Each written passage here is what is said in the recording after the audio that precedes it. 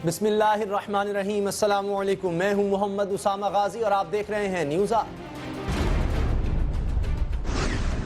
कदूरतें 67 सालों में भी नाकाम हुई। पाकिस्तान की फतह पर खुश होने वाले कश्मीरियों पर बगावत का मुकदमा जिंदा मिसाल है और अमन की आशा वाले रोशन ख्याल मलंगों के मुंह पर थप्पड़ भी। पैसा और मुल्क पर कब्जा ही तालिबान का मकसद है। कराची में पैसे के लिए तालिबान आपस में लड़ रहे हैं और मुज़ाकरात के नाम पर धोखा दे रहे हैं। अमरीकी जरीदे की रिपोर्ट है। मुज़ाकरात के लिए हुकूमत की कमेटी कैसी हो, इसका रुकन कौन हो और कौन नहीं, अब तालिबान की ही मर्जी चलेगी। वज़ीर आज़म ने मौलाना समीउल हक को यकीन दहानी करवा दी। सिंध के सुपरमैन ने सकाफत के नाम पर अरबों रुपए खर्च कर डाले मगर थर के गरीब ना बचा सका। 121 बच्चे भूख से मर गए। अल्लाह पूछे ऐसे हुक्मरानों से। चलिए कुछ फरामोश लम्हों को फिर से याद करते हैं। माजी के वो सारे कर्ब जिन पर बकर वक्त ने गर्द जमा रखी है, हालात की तलखियों की फूंक से इस सारी गर्द को झाड़ते हैं और सारे भूले बसरे कर्ब फिर से जगाते हैं। मौजूदा दौर के तकाजे रोशन ख्याल मलंगों ने बदल डाले हैं। तारीख बेजारी, पाकिस्तानियत की नफी, भारत से हर हाल में मोहब्बत की पींगे बढ़ाना फैशन बन चुका है। इसके बावजूद हम यही बात करेंगे। गुजारिश ये है कि पाकिस्तान, कश्मीर और भारत का नाम लिया जाए तो बेसाख्ता पस मंजर सामने आ जाता है। मुत्तहिदा हिंदुस्तान की तकसीम और भारत की चाबुक दस्तियां और साजिशें, कश्मीर की ताहाल मुतनाज़ा हैसियत, सब कुछ जहन में ताज़ा हो जाता है। सो कश्मीर को कुछ भी कहा जा सकता है मगर भारत का हिस्सा नहीं, क्योंकि खुद कश्मीरी इसे तस्लीम करते हैं और ना ही ये तारीखी एतबार से दुरुस्त है। लिहाजा 67 साल गुजर जाने और हमारी मादा परस्तियों के बावजूद आज भी कश्मीरियों के दिल पाकिस्तान के साथ धड़कते हैं। पाकिस्तान में मारे से वजूद में आने वाली दानिशवरों की एक नई खेप अगरचे इसको जुमला मोतरिजा गर्दानती है मगर यह नारा आज भी मकबूजा कश्मीर में मकबूल आम है। जितना तहरीक आजादी के वक्त हर दिल की धड़कन था कि पाकिस्तान से रिश्ता क्या, ला इलाहा इल्लल्लाह। कश्मीरियों को पाकिस्तान से अलग करने और उनकी अदम तशद्दुद की तारीख ताज़ा तहरीक को डिफ्यूज करने के लिए भारत ने कश्मीरियों को कई एक मराद दी। भारतीय वज़ीर आज़म ने बहुत कश्मीरी नौजवानों को भारतीय तालीमी इदारों में सरकारी खर्च पर तालीम हासिल करने भिजवाया। यूं कह लें कि बहुत से कश्मीरी अजनबियत के एहसास में मुब्तला होकर भारतीय तालीमी इदारों में पढ़ लिख रहे हैं। गुज़श्ता दिनों भारत के साथ होने वाले पाकिस्तान के क्रिकेट मैच में जब सनसनी हद से बढ़ गई तो 130 के करीब कश्मीरी नौजवान तालिब इल्म मीरठ की एक निजी यूनिवर्सिटी में ये मनाजिर देखते हुए जज्बाती हो गए। भारत की हर विकेट गिरने पर पाकिस्तान जिंदाबाद के नारे लगाते और शायद अफरीदी के छक्कों पर भी यही नारा इंतहाई जज्बाती अंदाज में उनके हलक से निकलता। पाकिस्तान जिंदाबाद के फलक शगाफ नारे भारतीय तालिब इल्मों पर गिरा गुजरे। कश्मीरी तालिब इल्मों के हॉस्टल पर धावा बोल दिया गया। यूनिवर्सिटी ने उल्टा कश्मीरी तालिब इल्मों को मुअत्तल करके हुकूमत को इत्तला दे दी, जिसने इन कश्मीरी तालिब इल्मों के खिलाफ बगावत का मुकदमा दर्ज कर दिया। इधर पाकिस्तान की जीत की खुशी मनाने वाले एक तालिब इल्म को कश्मीर के इलाके बडगाम में ज़िबह करने का वाक़या भी हो चुका है। अब यहां रुक जाइए और मेरे साथ हम जुबान होकर उन रोशन ख्याल मलंगों से सवाल कीजिए कि अमन की आशा का दुश्मन कौन है, हम या वो? इंतहा पसंदी किसे कहते हैं और कौन इस पर उतरा हुआ है, हम या वो? इन सवालों के जवाब नहीं आएंगे बल्कि उज़र दर उज़र आएंगे। छोड़िए जवाब आए ना आए, मगर एक पैगाम आया है। ये पैगाम उन गुमनाम कश्मीरी तालिब इल्मों का है, उनके नाम जो कश्मीर को भूल चुके हैं, कश्मीरों के खून को फरामोश कर चुके हैं, जिनके नजदीक हिकमत के तकाजे कुछ और हैं और गैरत के कुछ और। ये पैगाम खुला भी है, वाज़ेह भी और दो टोक भी कि कश्मीरी पाकिस्तान से वफा आज भी निभा रहे हैं। मुमकिन है कि तुम्हें यह तौफीक हो, मुमकिन है ना हो। पाकिस्तान के मारूफ सहाफ़ी, दानिश्वर, एंकर पर्सन जनाब तलत हुसैन साथ हैं। उनसे पूछते हैं कि कश्मीरी तालिब इल्मों को पाकिस्तान के साथ अपनी मोहब्बत के इज़हार पर जिस कार्रवाई का सामना है उस पर पाकिस्तान के दफ्तर खारजा का रद्द-ए-अमल काफ़ी है? तलत हुसैन साहब कि इस कदर नफरत भारत के अंदर कि पाकिस्तान का नाम लेना भी जुर्म है, इतनी नफरत आखिर क्यों? हमने क्या किया है? हमने शायद 2 छक्के लगाए हैं, सिर्फ यही किया है। वो छक्के जो हैं वो हिंदुस्तान की नफ्सियात के ऊपर एटम बम के धमाकों से ज़्यादा गहरी तबाही छोड़ चुके हैं। हमारे लिए वो 2 छक्के हैं और हमने बहुत इंजॉय किया उस मैच को।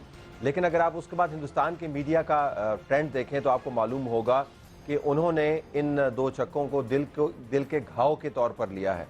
जब आपके दिल पर कोई घाव लग रहा हो, चाहे वो आपका नफ्सियाती मसला ही क्यों ना हो, तो फिर आप ज़ख्म खुर्दा हालत के अंदर ऐसे ही इक़दामात करते हैं जैसे उन्होंने किए। ये पहली मर्तबा नहीं है कि हिंदुस्तान और पाकिस्तान के मैच के अंदर कश्मीरियों ने अपनी राय का इजहार पाकिस्तान के हक़ में किया है।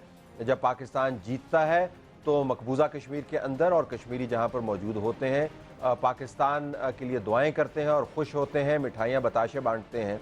और जब पाकिस्तान हारता है तो उनके मुंह हमारे मुंह से ज़्यादा लटके हुए होते हैं। तो लेकिन इस मरतबा जो कुछ हुआ, मेरे ख्याल में बिग 3 के बाद हिंदुस्तान का ख्याल था कि उन्होंने क्रिकेट के फाइनेंसेस के ज़रिए क्रिकेट की कामयाबी पर भी कब्जा जमा लिया है। असल में ये गुस्सा, इसको अंग्रेज़ी में कहते हैं मिसप्लेस्ड एंगर। मुझे यूँ लगता है कि मिसप्लेस्ड एंगर है। पाकिस्तान के ख़िलाफ़ जो वो कामयाबी हासिल न कर पाए उसका गुस्सा कश्मीरियों पर निकाल रहे हैं। दूसरा मामला आपने उठाया और मुझे आपको यहाँ पर मुबारकबाद देनी चाहिए। आपका जो स्क्रिप्ट है जो आपने अभी बयान किया वो बहुत अच्छा, फसीह और बलीग और बहुत बेहतरीन स्क्रिप्ट लिखा हुआ है। बल्कि मुझे तो आपसे एक किस्म का हसद हो रहा है कि मुझे आपसे सीखना चाहिए, या आपका अगर कॉपी एडिटर है, ख़ुद आप कॉपी लिख रहे हैं तो मुझे तहरीर आपसे सीखनी चाहिए। बहुत उम्दा स्क्रिप्ट था। लेकिन मसला इसके अंदर ये है कि हम जज्बाती तौर पर तो कश्मीरियों के साथ वाबस्ता हैं। पॉलिसी के एतबार से मियाँ नवाज शरीफ खुद कश्मीरी होने के बावजूद कश्मीरियों से बहुत दूर चले गए हैं। पाकिस्तान की रियासत और हुकूमतों ने, एक हुकूमत की बात नहीं कर रहा हूँ, कश्मीरियों को बहुत तनहा छोड़ दिया है। हमारे ज़ुबान जो है वो तालू से लग जाती है कश्मीरियों की बात करते हुए, जिसका भारत फ़ायदा उठाता है। अभी जो दफ्तर खारजा की जानिब से बयान आया है कि हमारे दिल भी उनके साथ है, कश्मीरियों के साथ, और अगर वो तालीम जारी रखना चाहें, क्योंकि एक तो उन पर तशद्दुद किया गया, ना सिर्फ उन्हें यूनिवर्सिटी से निकाल दिया गया, गद्दारी का मुकदमा भी चलाया गया, अब ये भी खबरें आ रही हैं कि शायद मुकदमा वापस लिया गया है। पाकिस्तान का जो रद्दमल आया है, क्या वो काफ़ी है?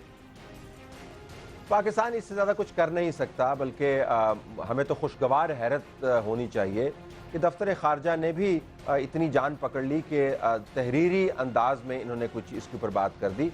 वगरना आपने जो अमन की आशा का जिक्र किया वो सिर्फ मलंग नहीं है, ये तमाम की तमाम हुकूमत जो है या हमारी हुकूमतें जो हैं इस बात को ज़हनन मान चुकी हैं कि पाकिस्तान के अंदर अगर हमने तब्दीली लानी है तो हिंदुस्तान के सामने हमें सजदा करना पड़ेगा। मैं जहाँ पर मौजूद हूँ इससे तकरीबन 3 किलोमीटर के फासले के ऊपर फैज़ाबाद, इस्लामाबाद और पिंडी का जहाँ पर इकट्ठ होता है, अमिताभ बच्चन की इतनी बड़ी तस्वीर लगी हुई है कि ISI के दफ्तर के ऊपर भी वो हावी हमें नज़र आती है, क्योंकि दुनिया न्यूज़ के साथ मैं हूँ, वो करोड़पति वाला जो ड्रामा है वो चल रहा है।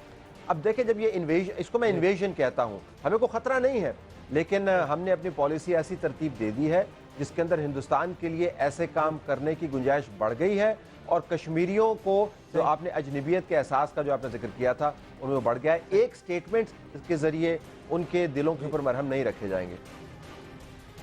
ये तो एक वाकया है, लेकिन इससे अंदाजा होता है कि कश्मीरी पाकिस्तान से कितनी मोहब्बत रखते हैं और उसका फिर कश्मीर में क्या उन पर जुल्म होता होगा, इससे अंदाजा लगाया जा सकता है। लेकिन साथ ही साथ बलूचिस्तान शोरिश हो या इसके अलावा हम देखते हैं कहीं दहशतगर्दी हो तब भी रॉ का नाम लिया जाता है, डैम बन रहे हैं हमारे दरियाओं पर, वहां भी भारत। तो उसके बावजूद अभी वज़ीर आज़म का ताज़ा बयान के देखा जा रहा है इस्लामाबाद वाक़े में रॉ तो मुलव्वस नहीं है। ये बातें भी होती हैं और उसके बावजूद ये बात कि जी वीज़ा ही खत्म हो जाए, ये फिर क्या हो रहा है?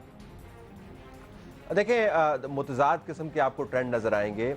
एक तरफ हिंदुस्तान के साथ बातचीत, दोस्ती बढ़ाने का अमल भी जारी है। अभी यूथ फेस्टिवल के अंदर आपने देखा उनके एथलीट्स आए और किस तरह खबरें चलती रहीं कि हमने बहुत अच्छा काम है, हम अगर कोई अच्छा काम कर रहे हैं, चूँकि हम इनसिक्योर नहीं हैं तो हमें उसको डिस्प्ले करना चाहिए, और हमारे दरवाजे मेहमान नवाजी के लिए खुले हैं, इंटरवेंशन के लिए, साजिश के लिए नहीं खुले हुए। लेकिन ये बात अपनी जगह पर मुसल्लमा है कि रियासतों को अपने जो इंटरेस्ट हैं उनको देखभाल कर बयान करना चाहिए। हमारे यहाँ पे उन इंटरेस्ट का तयन नहीं हुआ, लिहाजा जब कोई मौका बनता है तो हम उनके साथ बगलगीर हो जाते हैं, जब कोई हमें कचौका लगता है तो हम फ़ौरन साजिश की बात करते हैं। मेरे ख्याल में जो अक्लमंदी का तकाजा है ये कि हिंदुस्तान के साथ पींगे बढ़ाने से पहले, दोस्ती गहरी करने से पहले, सॉफ्ट बॉर्डर्स की बात करने से पहले ज़रा हमें हिंदुस्तान के साथ जो दुश्मनी की तमीज़ है उसकी बुनियाद कायम करनी चाहिए। दुश्मनों के अंदर भी तमीज़ होती है। आपने क्रिकेट का जिक्र किया, क्योंकि मैं तमाम पाकिस्तानियों की तरह बहुत क्रिकेट को कीनली देखता हूँ। आप उनके कमेंटेटर्स की जब पाकिस्तान की टीम की परफॉर्मेंस के ऊपर कमेंट आ रहे होते हैं, चाहे वो सुनील गावस्कर हैं, जिनको मैं किसी वक्त गुस्से में ट्वीट में सुनील बकवास्कर कह गया था क्योंकि उन्होंने बड़ी बदतमीज़ी के साथ पाकिस्तान के एक प्लेयर के बारे में बात की थी, उनके कमेंट्स आप देखा कीजिए, यूं लगता है कि ग्राउंड के अंदर सिर्फ एक ही टीम खेल रही होती है और हिंदुस्तान की टीम है, पाकिस्तान को बिल्कुल इग्नोर कर देते हैं। ये एक माइंड सेट है जो हम यहाँ पर भांप नहीं पाते बदकिस्मती से, और उनकी अदाओं के ऊपर फिदा होते रहते हैं। सही, बहुत बहुत शुक्रिया तलत हुसैन साहब, सीनियर सहाफ़ी। भारत की पाकिस्तान से नफरत जो है एक माइंड सेट है, एक जहनी कैफियत है जो नहीं जा रही। वहाँ पाकिस्तान से मोहब्बत का इजहार भी गद्दारी कहा जा रहा है। न्यूज़ में मिलेंगे ब्रेक के बाद। पैसा और मुल्क पर कब्जा ही तालिबान का मकसद है। कराची में पैसे के लिए तालिबान आपस में लड़ रहे हैं और मुज़ाकरात के नाम पर धोखा दे रहे हैं। अमरीकी जरीदे की रिपोर्ट है।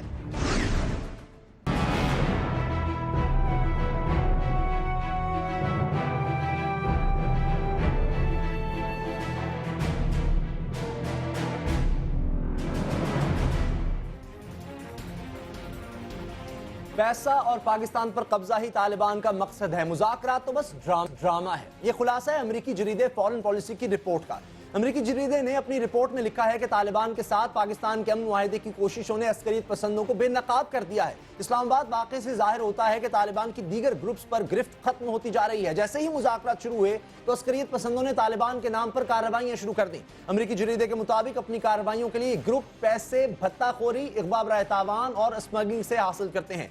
माली मफादात की जंग को समझाने के लिए फॉरेन पॉलिसी ने कराची की मिसाल दी है, जहां पैसे की खातिर तालिबान के 4 धड़े एक दूसरे के खून के प्यासे हुए शहर को बदअमनी की दलदल में धकेल रहे हैं। कराची में सरगर्म तालिबान के धड़ों में मोहम्मद के उमर खालिद खुरासानी, हकीमुल्लाह महसूद, वली रहमान और मुल्ला फजलुल्लाह के स्वाती तालिबान शामिल हैं। अमरीकी जरीदे का दावा है कि अलकायदा से ताल्लुक वाले तालिबान ग्रुप पाकिस्तानी हुकूमत का तख्ता उलटना चाहते हैं। सर फहरिस्त उमर खालिद खुरासानी है, जो मुज़ाकरात का हामी नहीं। इसी ग्रुप ने 23 FC एहलकारों को शहीद किया। अमरीकी जरीदे के मुताबिक तालिबान के अमीर मुल्ला फजलुल्लाह खुद अमन मुज़ाकरात के बड़े मुखालिफ हैं। मुल्ला फजलुल्लाह ने बामानी खामोशी इख्तियार कर रखी है और मुज़ाकरात सबुटाज करने के लिए उमर खालिद खुरासानी को इस्तेमाल कर रहे हैं। कराची समेत मुल्क भर में बढ़ती तालिबानाइजेशन के खिलाफ MQM ने मौसर आवाज उठाई है। डंडा बरदार शरीयत की मुखालिफत में MQM के कायद हुसैन ने दो टोक मौक़िफ़ इख्तियार किया। इसी तनाजुर में मुत्तहिदा लाहौर में 9 मार्च को सूफी कॉन्फ्रेंस का इनेकाद करी है।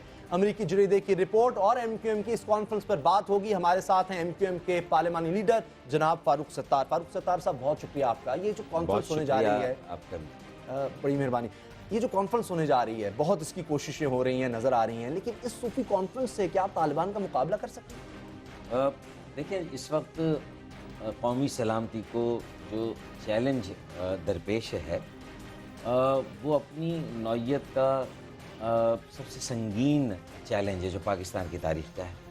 अच्छा, इसमें कई जहतों पर, कई महाजों पर आपको काम करना पड़ेगा और सिर्फ ये नहीं है कि कोई एक ऑप्शन आपके सामने है, बस आप उस पर चल पड़े। और वक्त भी तेज़ी से निकला जा रहा है। खुद हुकूमत के वज़रा ये कह रहे हैं कि पाकिस्तान के कई इलाकों में हमारी रिट ही नहीं है। गोया कि वो ये एतराफ़ कर रहे हैं कि रियासत के अंदर रियासत कायम हो चुकी है। इतने बड़े चैलेंज से निपटने के लिए पाकिस्तान के 18 करोड़ अवाम को मुत्तहिद, मुनज़्ज़म और मुतहर्रिक करना है और उसमें एक जहन साजी का अमल भी है। उन्हें ये भी बताना है साथ साथ कि ये कायद-ए-आज़म मोहम्मद अली जिन्ना का पाकिस्तान, ये दहशतगर्दों का पाकिस्तान। यहाँ लोगों को अपनी मर्ज़ी से अपनी ज़िंदगी बसर करने की इजाज़त है, अपनी मर्ज़ी से अपना मसलक, अपना अक़ीदा, अपना मज़हब इख्तियार करने की ज़रूरत है। उन्हें इस सिलसिले में कोई डिक्टेट नहीं कर सकता है। तो अगर ये बात वाज़ेह है तो फिर ये कौन है जो डंडा बरदार शरीयत या अपना ब्रांड ऑफ इस्लाम यहाँ पर जो है वो नाफिज करना चाहता है? और जब लोगों को ये आप फ़र्क नहीं बताएंगे कि Islam is the religion of peace, Islam is the religion of tolerance and Islam is the religion of moderatism, there is no place of violence in Islam. ये जब लफ्ज़ इस्लाम का मतलब ही जो है वो सलामती से है, तो ये लोगों को जब तक इस बात पर मुत्तफ़िक़ नहीं किया जाएगा और अगर उनके किसी सिलसिले में जो फ़रोई इख्तिलाफ़ात हैं उनको एक तरफ रख कर लोगों की जो ताकत है, अगर वो किसी पॉलिसी के पीछे अगर उसका भरपूर इजहार नहीं होगा तो मैं समझता हूँ कि यही समझा जाएगा कि हमने पाकिस्तान को तालिबान के हवाले कर दिया, जो कि हम बार बार कह रहे हैं। या तो हुक्मरान बता दें कि वो अभाम का बहाना करते हैं, तो ये बुज़दिली है, मसलहत है, मुनाफ़िक़त है, खौफ है, क्या है? या शायद कुछ सियासी जमातें, जिनमें मजहबी जमातें तो हैं ही, लेकिन कुछ सियासी जमातें जो अपने आप को मेन स्ट्रीम की जमातें कहती हैं, वो तो इससे नहीं बदलेंगी। मैं यही सवाल करना चाह रहा हूँ कि मज़ारात जो हैं उनको तबाह कर दिया जाता है, वहाँ हमले किए जाते हैं जो उनके खिलाफ बोलते हैं, चाहे वो मजहबी शख्सियत हो, उनको शहीद कर दिया जाता है। आप के वो शदीद खिलाफ हैं इन्हीं वजूहात की बिना पर, उनकी सोच आप कैसे बदल लेंगे? देखिए मैं ये कह रहा हूँ कि उनको ये देखना है कि अगर वो अपनी सोच नहीं बदल रहे या उनके कोई सियासी मफादात हैं, वो ये समझते हैं कि पाकिस्तान के शिमाली इलाकों में और ख़ासतौर पर पंजाब में एक मजहबी अंसर है जिसको प्लीज़ करने के लिए या उसकी खुशनुदी के लिए वो अपने उस वोट बैंक को जो है वो मुतासर नहीं करना चाहते, और वो मुल्क को तो दाव पे लगा रहे हैं लेकिन अपने इख्तदार को और अपने सियासी मफादात को दाव पर नहीं लगा रहे क्या हैं। इन्हीं लोगों की सपोर्ट उनको कराची में हासिल है? फॉरेन पॉलिसी मैगजीन कह रहा है कि वहाँ पर शायद उन पर दबाव नहीं है, कि वो आपस में पैसे की एक जंग है, कि मुख्तलिफ ग्रुप्स आपस में ही कराची के इर्द गिर्द लड़ रहे हैं। और ये भी रिपोर्ट्स आती हैं, जो डिफेंस रिपोर्ट्स हैं वो ये कहती हैं कि शायद कबायली इलाकों में इतना ज़्यादा मुश्किल ना हो जितना चाहे इस्लामाबाद के इर्द गिर्द के इलाकों में जहाँ तालिबान एक्टिव हैं या कराची के इलाके में, वहाँ से उनका मुकाबला करना ज़्यादा मुश्किल है। देखें, इस वक्त जो है वो ये ऑप्शन पर बात हो रही है ना, और अलामतों का इलाज हो रहा है, मर्ज़ का इलाज तो हो नहीं रहा कि आपको एक कौमी इंसदाद दहशतगर्दी पॉलिसी की ज़रूरत थी। अभी तो उसका सिर्फ फ्रेमवर्क लाया गया कौमी असम्बली के अंदर बहस के लिए। अब तक तो वो पॉलिसी कब की बन जानी चाहिए थी, उसके मुख्तलिफ पहलुओं पर अमल दरामद शुरू हो जाना चाहिए था और इक़दामात वाज़ेह तौर पर नज़र आने चाहिए थे, और आवाम का एतमाद कायम होता तो आवाम भी भरपूर तरीके से कहते हैं कि बिल्कुल हम हुकूमत के साथ है, हुक्मरानों के साथ है। ऐसा हो नहीं रहा। मैं सिर्फ ये बताना चाह रहा हूँ कि आपने कहा कि देखें शिमाली इलाकों का तो जिक्र होता है पाकिस्तान के, कि जो एक बड़े मराकज़ हैं और जहाँ पर ये बदकिस्मती से वहाँ के अवाम भी यरगमाल बने हुए हैं, वहाँ जरगे बने, उन जरगों को भी उड़ा दिया गया माजी में जो सूरत हाल कराची रही है। में भी जरगे बनते हैं। अब कराची में जरगे बनने लगे हैं ना, तो अब तो कराची में कई वज़ीरिस्तान बन गए हैं। कराची के 1/3 पर जो है वो तालिबान का कब्ज़ा, और 6 साल पहले जब अल्ताफ़ भाई ने ख़तरे की घंटी बजाई थी तो हमारा मजाक उड़ाया गया था और ये कहा गया था शायद हम अपने पख्तून भाइयों को जो मालाकंड और जनूबी वज़ीरिस्तान के ऑपरेशन से मुतासर हुए कराची आ रहे थे उनको रोकने के लिए हम ये कर रहे, लेकिन ऐसा नहीं था। हम चाहते थे उनकी रजिस्ट्रेशन, उनकी स्क्रीन हो। तो कौमी पॉलिसी अगर होगी ना तो उसमें मज़ाकरात का भी एक ऑप्शन है, एक डिटरेंस है कि आपको अड्डे कैसे ख़त्म करने जो ये जराइम पेशा अनासिर के हैं या दहशत गर्दों के, उनके गठजोड़ को कैसे ख़त्म करना है। अभी जो तो पैसा जो मनी सप्लाई लाइन है दहशत गर्दों की, जो पैसा इस्तेमाल हो रहा है दहशत गर्दी में, उसका जिक्र आपको कहीं कौमी असम्बली की बहस में किसी ने कहा कि वो रिपोर्ट सप्लाई तो वाज़ेह है कि वो कराची से पैसा इकट्ठा करते हैं और Yes. जाकर वहाँ इस्तेमाल तो इसका मतलब है कि अगर कराची को आप उस पॉलिसी का हिस्सा नहीं बना रहे हैं और उसकी तरफ कोई तवज्जो नहीं दे रहे हैं तो मरीज़ इश्क पर रहमत खुदा की, मर्ज बढ़ता गया जूं दवा की, तो दवा की जाएगी और सप्लाई लाइन तो आएगी। अभी जो दवा की जा रही है, और अब एक फिर नई कमेटी ये जो रिहेबिलिटेशन ऑफ IDPs है, जो बेदखल होने वाले लोग वो हैं, फिर हो सकती है। अब वो लोग फिर हो आ सकती रहे है। हैं तो और उनके पास पहले- रास्ता कराची है, सस्ता तरीन दुनिया के शहरों में है कराची, बिल्कुल। गरीब परवर शहर है, अगरचे हालात जैसे भी हैं। उसके बावजूद मालाकंड और जनूबी वजीरिस्तान का तख्त तजुर्बा हुआ कि बेदखल लोगों में जो तालिबान छुपे हुए थे दहशतगर्द, उनकी निशानदही नहीं हुई और उन्होंने जो है वो कराची को दुनिया का बैन अल-अक़वामी दहशतगर्दी का सबसे बड़ा मरकज़ जो है वो बनाना शुरू कर दिया है। Karachi is going to become the biggest centre of international terrorism अगर हमारी कौमी पॉलिसी में कराची के ऊपर तवज्जो हमने नहीं दी। ये अब आप कह रहे हैं, पहले अल्ताफ हुसैन साहब ने कहा था कि तालिबानाइजेशन हो रही है, अब आप कह रहे हैं कि इंटरनेशनल जो दहशतगर्दी होगी उसका मरकज़ बन सकता है है कराची। ना, क्योंकि फिर जो आसपास के ममालिक हैं उसमें जो खलीजी ममालिक हैं, मशरक़ वस्ता के ममालिक है, मुंबई की जो है वो बंदरगाह है, कतर दोहा है, मस्कत है, बहरीन है, दुबई है और दीगर सारे ममालिक तो इसका बड़ी मतलब है कि क्या हम फिर ये बदनामी मोल लेने के लिए तैयार हैं कि वहाँ जब एक बड़ा मरकज़ बन जाएगा तो फिर वहाँ से अगर हमारी सॉइल को, ज़मीन को यूज़ किया गया तो हमें बहुत ही जिम्मेदारी से, बुर्दबारी से, संजीदगी से सोचना होगा। ये कोई गुड्डे गुड़ियों का खेल नहीं है। अभी जो और दबा की जा रही डायलॉग है, के साथ साथ डिटरेंस, अभी तो हम ये तय नहीं कर नहीं, पाए। अब तो सीज फायर है, अब तो कल फौज ये बैठकर फैसला करने जा रही है कि के बाद जो एयर है स्ट्राइक्स उनको रोक एक दिया जाए। फाजिल जज को शहीद किया, एक 25 साला एक कम उम्र एक बाहर से तालीम हासिल करने के बाद आने वाली कौम की बेटी को शहीद किया गया। लाखों पाकिस्तानी तलबा और तालिबात को क्या मैसेज दिया गया जो बाहर पढ़ने गए कि वो पाकिस्तान की खिदमत का सोचना भी जो है वो आखिरी मेरे पास मिनट है। दबाव जो की जा रही है, अभी अब कमेटी का फैसला हो गया, आज नाश्ता था, उसके बाद वज़ीर आज़म साहब ने मान लिया कि कमेटी बनेगी, उसमें फ़ौज भी हो सकती है। कहा जा रहा है कि उसमें फ़ौज की रिप्रेजेंटेशन होगी। मैं ये कह रहा हूँ कि सारा जोर मज़ाकरात पर है। कमेटी बन रही है, टूट रही है, बन रही है, टूट रही है। मज़ाकरात के अलावा भी तो बहुत सारी बातें हैं। आपके निज़ाम इंसाफ में जजेस प्रोटेक्शन, गवाहों की जो तहफ़्फ़ुज़ है या उनका प्रोटेक्शन है, उसका प्रोग्राम कहाँ पर है? वो तो सिंध में उन्होंने कहा था हम लेकर आ रहे हैं, टेक्नोलॉजी का हुसूल है, हो रहे हैं उनके ऊपर जो टेक्नोलॉजी का हुसूल है वो कहाँ पर है? जो आप पकड़ के बंद भी करते हैं, जो जेलें टूट जाती हैं, बन्नू की, डेरा इस्माइल खान की, उसको उसका सद्देबाब आप मौसर तौर पर क्या? सबसे बड़ी बात अभी कराची के लोग क्या देख रहे हैं? कॉन्फिडेंस आ रहा है लोगों में ये जो मुज़ाकरात हो रहे हैं इससे? देखिए, पाकिस्तान के अवाम के एतमाद नहीं आ रहा ना, कॉन्फिडेंस लोगों का, इसलिए कि सारी जहतों पर काम नहीं हो रहा। फिर जो कहते हैं कि खुद चौधरी निसार साहब कह रहे हैं कि एजेंसियों, कानून नाफिज करने वाले इदारों के दरमियान रब्त और ताउन और कोऑर्डिनेशन नहीं है। वफाकी एजेंसियाँ, सूबा एजेंसियाँ क्या किसी महीने इजलास हुआ साथ बैठती हैं? भारत के 28-29 सूबे हैं, हर 3 माह के बाद उनका प्राइम मिनिस्टर तमाम सूबों के वज़राए आला के साथ कौमी सलामती, वहाँ पर दहशतगर्दी का मसला ऐसा नहीं है, लेकिन हर 3 माह में वहाँ पर इजलास होता है कौमी सलामती। कौमी सलामती की इतनी अहमियत है कि जिसमें सूबों को ऑन बोर्ड लिया जाता है, मकामी हुकूमतों को रोल दिया जाता है, अवाम को पार्टिसिपेशन दी जाती है। अवाम की ओनरशिप कहाँ पर है? अवाम से कहा जा रहा है कि थानों में अमन कमेटियाँ बना के मुख्तलिफ मसालिक के लोग, अकायद के लोग, मजहब के लोग, ज़बानें बोलने वाले आपस में बैठे और मिलजुल कर अपने मुश्तरका चंद सेकंड, आपको दहशतगर्दी कंट्रोल होती नजर आ रही है? अभी ये जो नई कमेटी बनेगी, सीज़ फायर, इरफान सदीकी साहब ने भी कहा कि जब से सीज़ फायर हुआ है गोली नहीं चली, आपको इस पर एतमाद हो रहा है? देखिए, एक नया ऑफशूट आ गया ना, एहरारुल हिंद, अंसारुल मुजाहिदीन, अच्छा नहीं, ये एहरारुल हिंद नया है। पहले तो 33-34 कहते थे कि ग्रुप है, ये कोई 35वां ग्रुप आ गया। इसका मतलब है कि एक तरफ बड़ा ग्रुप कहेगा सीज फायर और उसी में से बाय डिजाइन मौलाना फजल रहमान ने आज कहा है कि सारों को मिलाएं, यानी ये जो आ रहे हैं इनको तो कितने हैं पता तो चले, वो बढ़ते चले जाएं। वो है वही मेन वही है, एक बड़ा ग्रुप है बाय डिजाइन, उसी में से छोटे ग्रुप क्रिएट किए जाते हैं। सही है। लोगों की आंखों में धूल झोंकी जा रही है।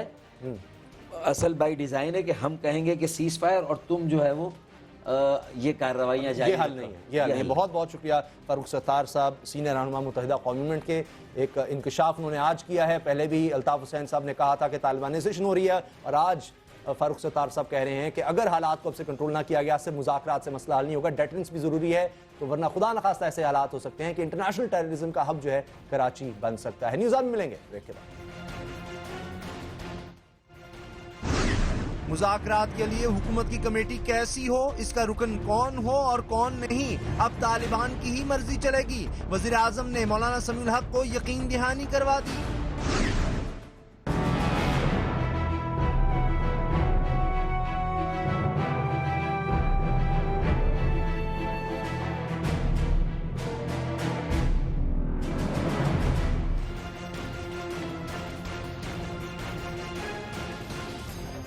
खबर है कि तालिबान से मुज़ाकरात की कहानी में एक नया मोड़ आ चुका है। आर्मी चीफ लिए जाने वाले इस नए मोड़ पर अपने साथियों से मुशावरत के लिए कोर कमांडर्स कॉन्फ्रेंस कल के लिए तलब कर चुके हैं, जिसमें तालिबान के ठिकानों पर सर्जिकल स्ट्राइक्स यानी फजाई हमले न करने के मामले पर फैसला किया जाएगा। वज़ीर आज़म फैसला कर चुके हैं कि तालिबान की बात मानी जाएगी। तालिबान चाहते हैं कि मुज़ाकराती कमेटी को ठोस बनाया जाए। तालिबान का पहले दिन से मुतालबा था कि फौज को इस मुज़ाकराती अमल का हिस्सा बनाया जाए, सो ये मुतालबा तस्लीम कर लिया गया है। हालांकि पाकिस्तान के दस्तूर के मुताबिक ये काम फौज का नहीं है, फौज लड़ने के लिए होती है, बातचीत करना मुल्क की मुंतखब क़यादत का मैंडेट हुआ करता है। अब अगर नवाज शरीफ साहब तयशुदा आईनी फहम फरासत को पांव की ठोकर में रखना चाहते हैं तो ये उनकी मर्जी। पहले ये कहा गया था कि जंगबंदी गैर मशरूत होगी, लेकिन खबरें हैं कि तालिबान चाहते हैं कि उनकी औरतें और बच्चे रिहा किए जाएं और शुमाली वज़ीरिस्तान से फौज निकाली जाए। इन शराइत के सामने आने का दूसरा मतलब है कि हुकूमत ने हिकमत अमली के नाम पर कौम से सच नहीं बोला। रहमान मलिक ऐसी शख्सियत हैं कि उनके मुंह से निकली हुई मुनासिब बात भी गैर मुनासिब समझी जाती जाती है।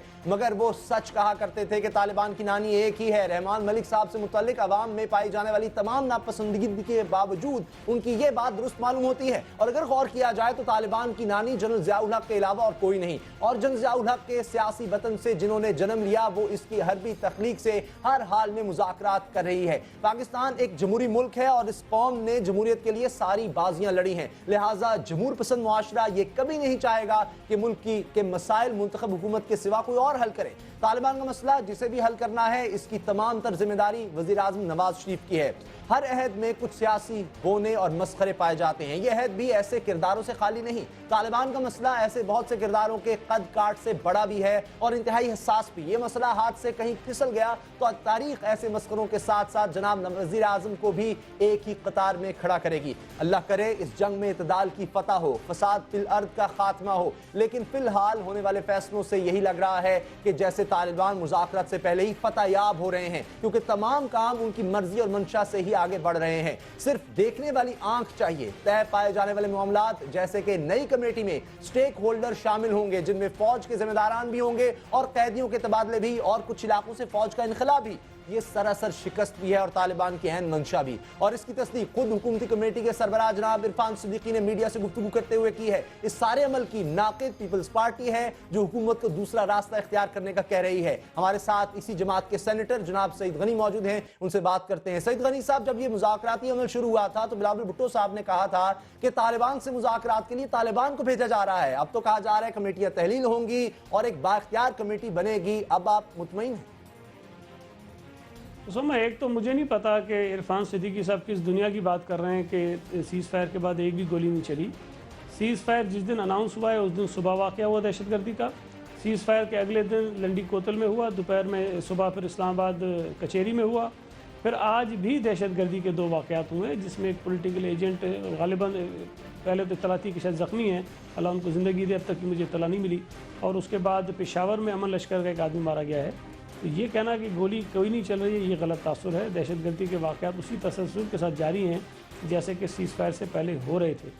अब अगर इनको इतना यकीन है हमारी हुकूमती जो कमेटी है उस हुकूमत को कि तालिबान अगर इन वाक़यात को डिसऑन कर रहे हैं तो कोई और ताकत इसमें इन्वॉल्व होगी, तो फिर चौधरी निसार अली ख़ान ने ख़ुद फरमाया था कि जो दहशतगर्दी करेगा हम उसको जवाब देंगे। तो मैं इस इंतज़ार में हूँ कि अब ये जो दहशतगर्दी सीज़ फायर के बाद हो रही है उनका जवाब किसको कहाँ पर दिया जाता है। अभी तक तो कोई जवाब नहीं देखा। तो जहाँ तक आप बिलावल साहब की बात कर रहे हैं, मेरा ख्याल है कि वो उस वक्त काफ़ी लोगों ने ये एतराज़ उठाया था कि जो कमेटी बनाई गई थी उसमें एक मखसूस सोच रखने वाले लोग थे जिनके दिलों में हमदर्दी थी तालिबान के लिए।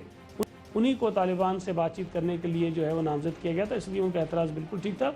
और ये सिर्फ बिलावल साहब ने नहीं और काफ़ी लोगों ने भी कहा था। अब जो कमेटी बनने जा रही है बाख्तियार होगी क्योंकि मामला अब आगे बढ़ रहे हैं। इरफान सिद्दीकी साहब खुद फरमाते हैं कि फौज के इनखला का मामला आना है, तालिबान के कैदियों की जो रिहाई है उसका मामला आना है, इसलिए फौज को शामिल करना जरूरी है। आप इसकी हिमायत करते हैं, दुरुस्त है सोच? उस समय ये जो 2 बातें आप कह रहे हैं, जो 2 शराइत या 2 मुतालबात आप कह रहे हैं, ये गालिबन सीज़ फायर करने के लिए उन्होंने कहा था और इसकी हुकूमत ने कोई ना तरदीद की है ना कोई वजाहत की है। शाहिदुल्लाह शाहिद साहब ने जो प्रेस रिलीज जारी की उसमें उन्होंने ये फरमाया कि हमने सीज़ फायर किया है, लेकिन इस हवाले से जो तजावीज़ हमने हुकूमत को दी थी हुकूमत ने उस पर मस्बत रद्द-ए-अमल का इजहार किया है।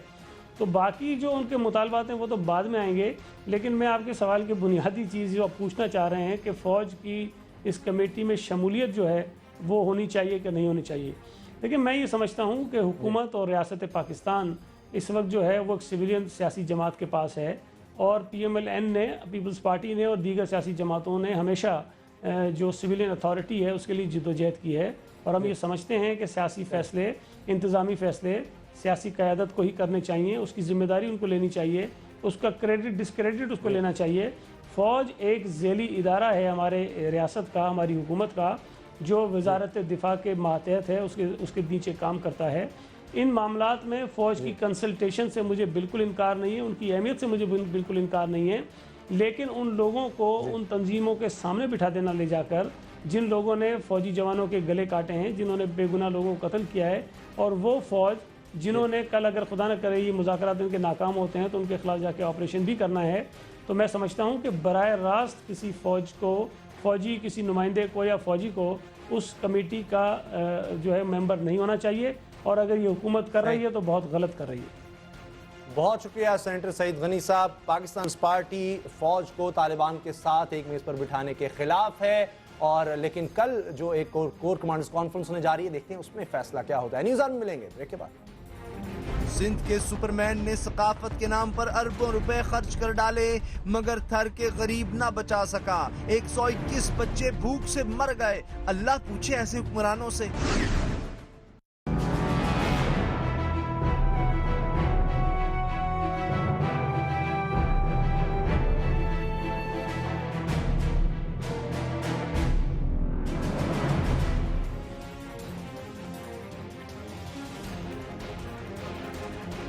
मेरे पास अल्फाज नहीं कि थर में टूटने वाली क़यामत का नोहा कहूं।